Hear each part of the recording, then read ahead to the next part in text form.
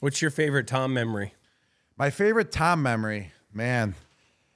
I'll always remember the time when I first met him in the locker room. You brought it up during your speech. He just came up to me. I was getting my ankle taped by Jimbo, the great Jim Wallen. Right, Jim Wallen? Wallen. It's been a while, Jim, man. I just called you Jimbo for so long. I'm forgetting your last name a little bit. No, you got it. All right, You good. got it. I got it, though. And he was taping my ankles, and Tom just came cruising by, you know. I was just a good old rookie, and he just walked up to me, and he goes, "Hey, I'm Tom Brady." And I go, "Very nice to meet you, Tom Brady. I'm Rob Gronkowski." And then he's like, "Let's get after it this year." And then he walked away, and I just was like, shook. I was like, man, Tom Brady just came up to me and introduced himself as Tom Brady. Like, of course, I know who you are, Tom Brady's. But that was just one of the coolest moments I would remember, you know, for the rest of my life. And we just, you know, got to work from there on out. And he was all business right from the beginning.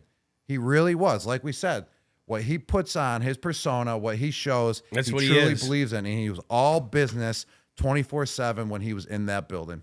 What was your favorite moment, too, while we're at it? My favorite moments were the ones where, like, we'd be throwing routes or something, and, like, he would yell at me or something. Like, I remember my rookie year, we put in a 4-wide personnel group the first day of rookie or the first day of veteran camp. And so it was me, Wes, Joey Galloway, and Randy. And we put it in there. And I was the Y, and I did the right thing, and I ended up dropping the ball. And he starts just yelling at me. "Jules, what the?" And I like, oh, snap. And then as soon as we got in the locker room, he came up to me. He goes, "Hey, you know, if I yell at you, that means I like you."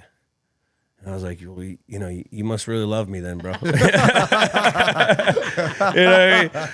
was kind of like those moments where, you know, he was getting on you. That's the stuff you remember you like, or, you know, the stuff when we'd be training out and thrown on a field or something. Those are always the great memories that you'll remember. Yeah, it's the big plays of that and the other, but I think it's the behind the scenes stuff was my favorite. I would have to agree with you, man. If he gets on you, he sees potential in you, and that's why he got on your ass all the time. He got on my ass all the time my rookie year. I didn't really like him my rookie year. I mean, he was just getting on my case just nonstop, and it was kind of mind fucking me so much that I couldn't be myself out there sometimes. I couldn't run the right route because I was just thinking so much, because there was just so much on the plate at first. I got a coach telling me to do this. I got Tom telling me to do this. And then finally, you just figure it out and it all clicks. It took me about halfway through my rookie year, and then obviously going in my second year, it clicked to a whole nother level. I mean, we went for 21 touchdowns total, including the playoffs. But just my rookie year, he was on my case. I remember I ran a flag route, and I ran inside the guy instead of getting outside of him, and he flipped out on me in the meeting after the practice and told me he's never going to throw me the ball again. And like, I got butthurt, and Algie Crumpler saw it too. And then he just tapped on my thigh, and he was like, "Yo, Gronk, don't worry about that.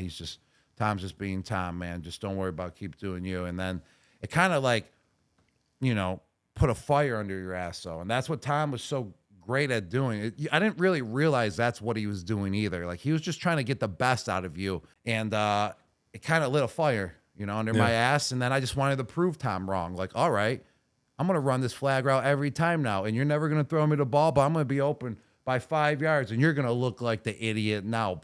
And that happened, and then he threw me the ball about 600 more times from there on out. So that was also, that example is an example of why Tom was Tom, because he knew what kind of guy each guy was. Like, he could challenge Rob. He could challenge me because we retaliated to that challenging, like, in a whole nother, like, that was the way it got us going. You know, other guys he didn't do that with, and he would do it in a different way. You know, then that's the sign of a good leader, is when someone knows what to get out of the guys and how to get it out of them. And I've seen this before.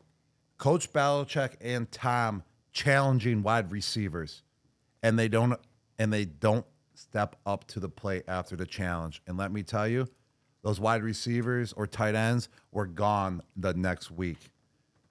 So, hey, if you don't step up to the challenge, you're gone. That's why I love football. That's why I love sports, because there ain't no politics here, buddy.